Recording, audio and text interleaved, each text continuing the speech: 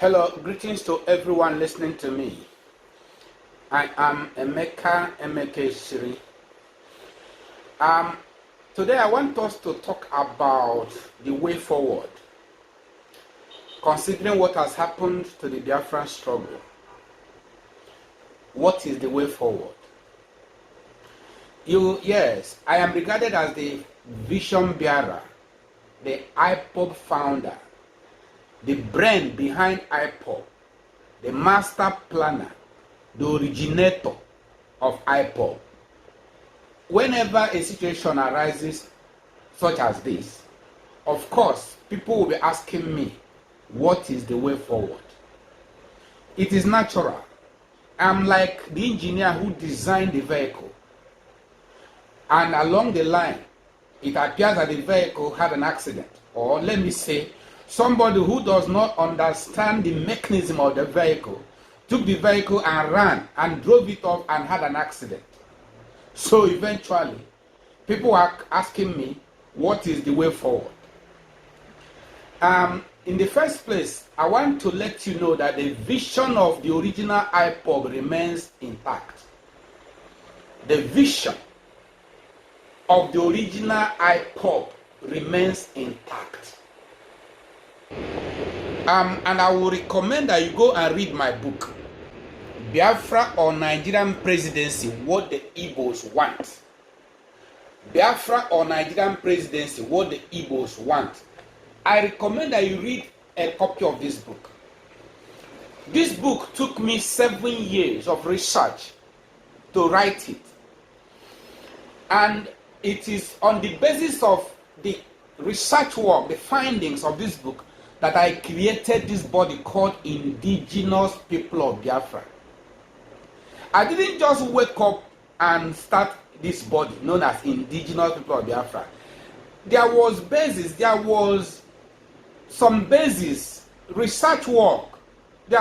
Listen, we did extensive work before we started this movement of Indigenous People of Biafra, and I put it in this book.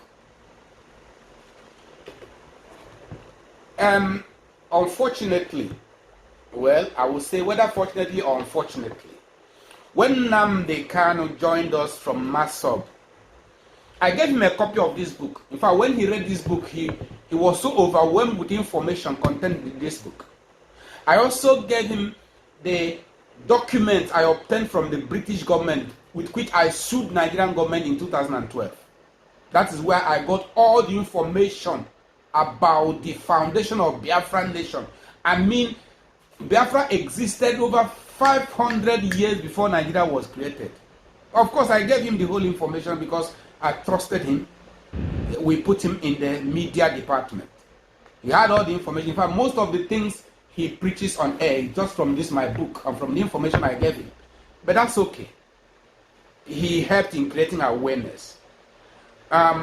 Whatever has happened to the struggle, all we need now is the remedy. And I want every person to understand that the original IPOB remains intact.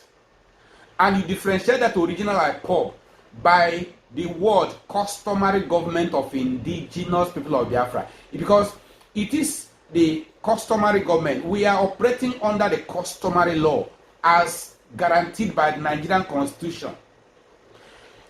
Each time I talk about this, it appears that some people don't quite understand. Let me try to explain to you. In 1970, what ceased to exist was the Republic of Biafra. The Republic of Biafra ceased to exist. But the human beings, the individuals, remained as Biafrans, living in Nigeria.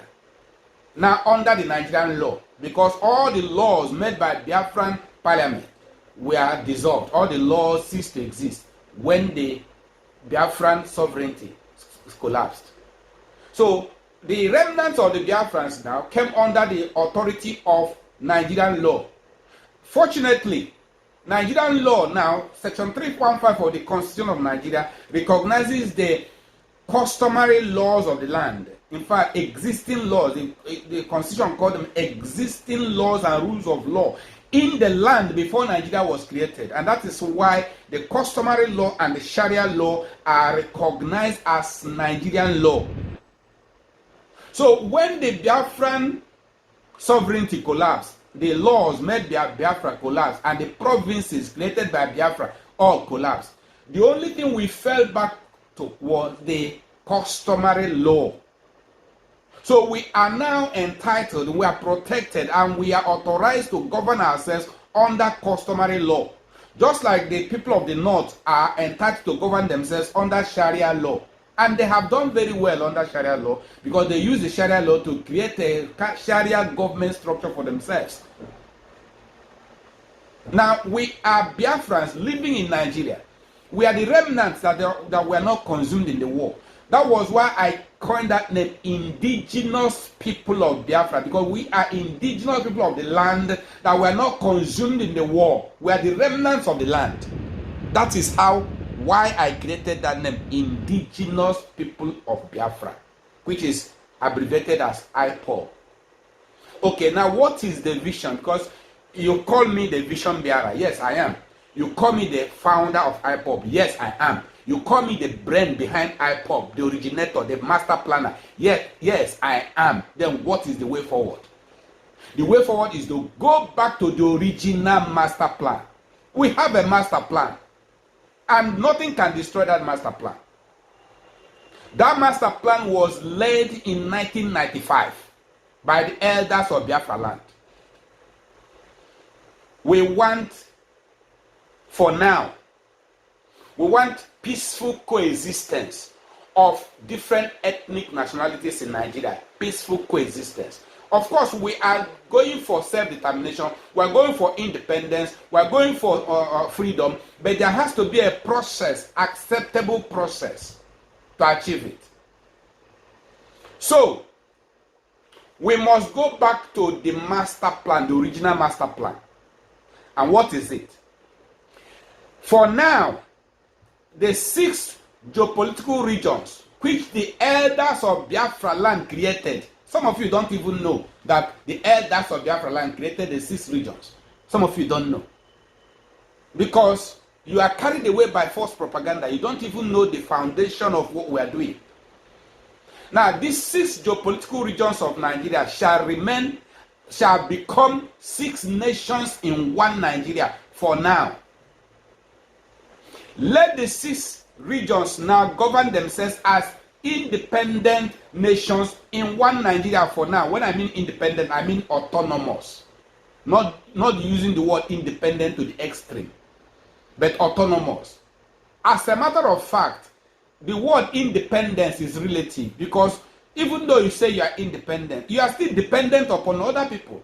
If a country says it's independent, yeah, the country depends on other people, for other nations, for some helps.